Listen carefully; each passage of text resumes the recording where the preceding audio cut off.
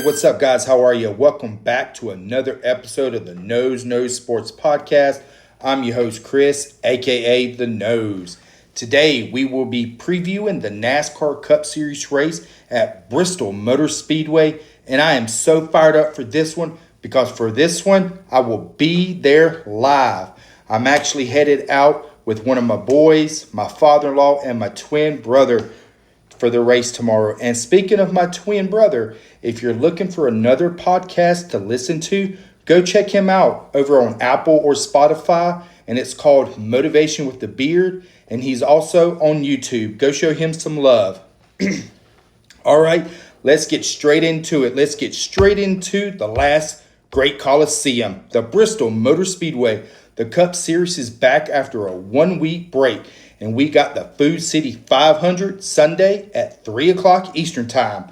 When you look at the track, one thing stands out immediately. Joe Gibbs Racing. He has owned this track. They've won 3 of the last 4 spring races and 2 of the last 3 overall.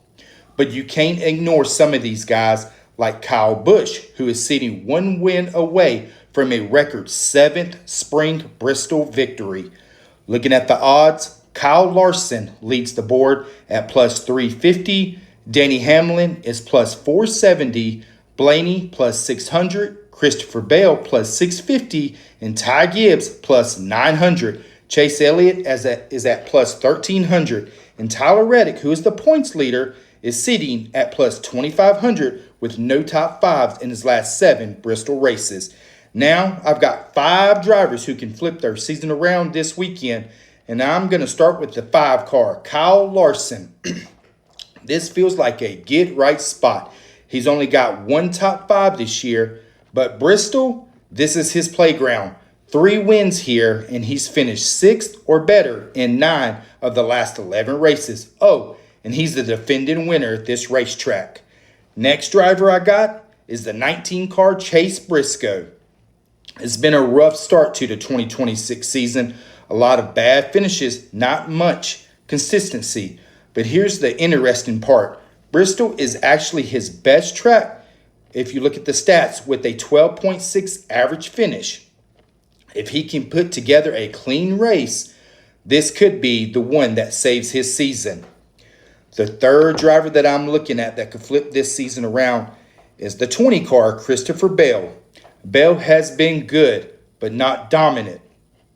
Bristol, though, it's a different story. He's won here recently. He's a top 10 in all 6 next-gen races. That's consistency you can trust. And he also just won Friday night in the truck race.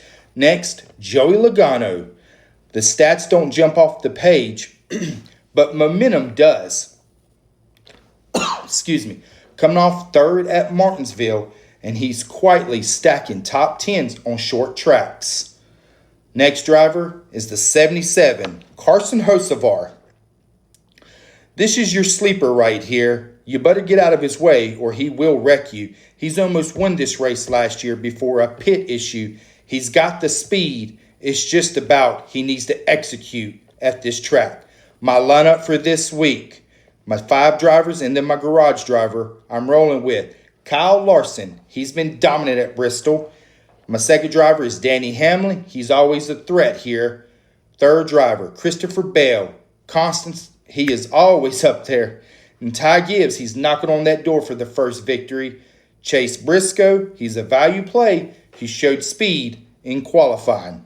My garage driver will be your pole sitter, Ryan Blaney. Now let's take a look at the matchups. I got Chase Elliott over Brad Kay. While Elliott has never hoisted one of the coveted Bristol swords in victory lane, he does have 5 top 5s and 9 top 10s, finishing 17 starts. He's led 444 laps. Brad Kay has just 2 more top 10s than Elliott at 11 and 12 additional starts. Elliott also brings added confidence, having won the most recent short track race over at Martinsville Speedway. Next, I got Kyle Larson over Danny Hamlin. This was a tough one, but this is a heavyweight battle that could go either direction. But the recent numbers back Kyle Larson. Both drivers have won 2 races in the next-gen car at Bristol, but Larson spends a significant amount of time at the front. He's led 1,762 laps in only 19 career starts. Next, I got Ty Gibbs over Chase Briscoe. Briscoe enters this weekend on a streak of 3 consecutive top 10s at Bristol, finishing 4th in this event last spring.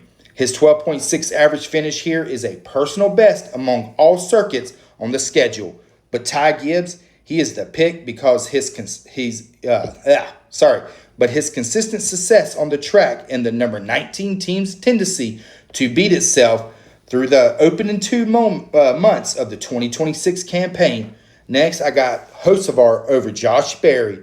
Berry had an impressive showing at Martinsville, leaping 7 spots in the driver's standings. And while he's a short track great, his Bristol numbers are not that good. And it's a staggering with the best finish of only 12th place. Hocevar tends to stay out of trouble at Bristol, and the raw speed of the number 77 car is impressive. For my 36 for 36 this week, I have to go with the 54 car of Ty Gibbs. This just feels like the perfect moment. He's got 5 straight top 10s. He's led laps here, and he's just due for that first career win. Don't be surprised if this is where he gets his first win.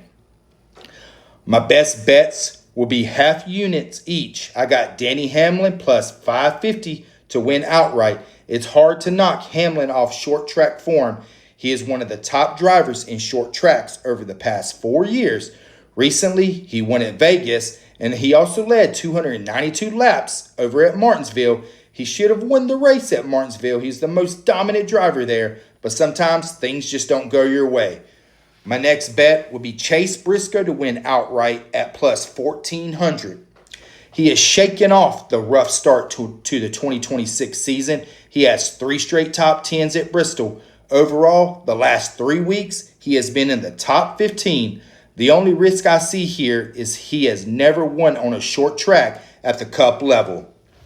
Next, I got Ryan Blaney with the top 5, and this is only a minus 110. Despite having problems on the pit road, he remains a force each and every single week.